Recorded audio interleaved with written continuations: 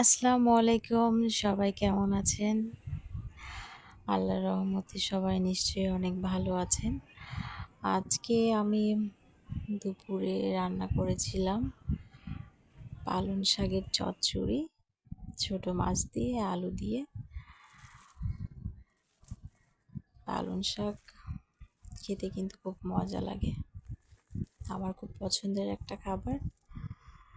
তো এটা করার জন্য আমি কড়াইয়ে পালং শাকগুলো দিয়ে দিলাম, তার মধ্যে আলু কেটে রাখা আলুটাও দিয়ে দিলাম। এগুলো দেওয়ার পরে আমি কাঁচা মরিচ আর পেঁয়াজটাও দিয়ে দিলাম।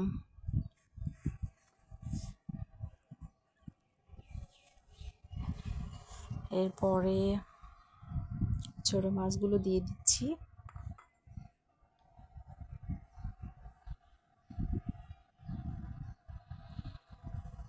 তো মাছটা দেওয়ার পরে আমি স্বাদ মতো লবণ দিয়ে দিচ্ছি।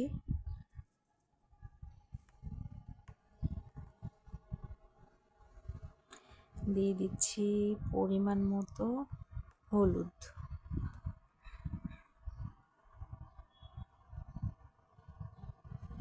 আর দিলাম 1 চামচের মতো আদা আর রসুন বাটা, দুইটা আমি একসাথে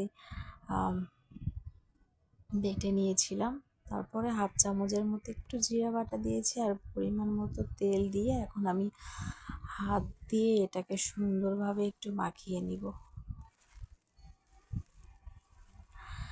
পালং শাক কে কে খেতে পছন্দ করেন বা পালং শাকের চচ্চড়ি আমার মতো করে এরকম করে কে কে বানান, কমেন্ট করে কিন্তু অবশ্যই জানাবেন। আর ভিডিওটা ভালো লাগলে অবশ্যই লাইক, কমেন্ট এবং একটা শেয়ার দিয়ে দিবেন। আর প্লিজ সাবস্ক্রাইব করবেন।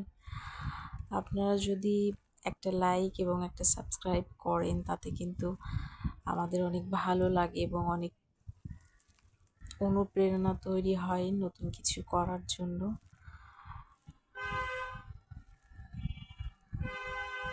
তো আপনারা যদি ভালোবাসা দেন তাহলে আমরা নিশ্চয়ই অনেক দূর পর্যন্ত এগিয়ে যেতে পারবো, কারণ এখানে আপনাদের সাপোর্ট ছাড়া কোনো কিছুই করা সম্ভব না।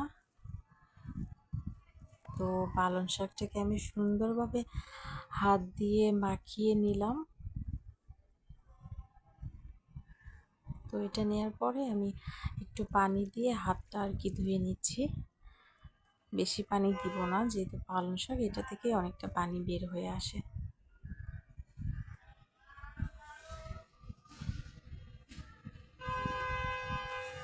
তো ঢাকনা দিয়ে ঢেকে আমি চুলায় বসিয়ে দিলাম, এখন রান্নাটা হচ্ছে আর কি।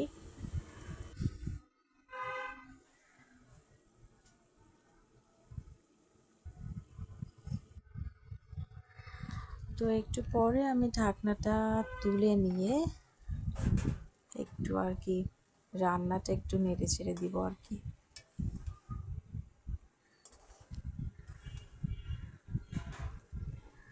এটা কিন্তু একদমই খুবই সাধারণ একটা রান্না, আমরা প্রায় সবাই করতে পারি। তো আমি আসলে কিভাবে করি সেটাই আপনাদের সাথে শেয়ার করলাম।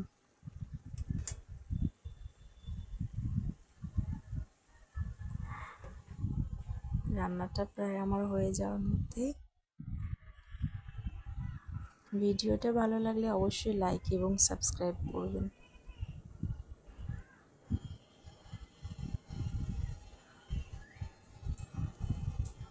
আজকের মতো এখানেই বিদায় নিচ্ছি। আল্লাহ হাফেজ।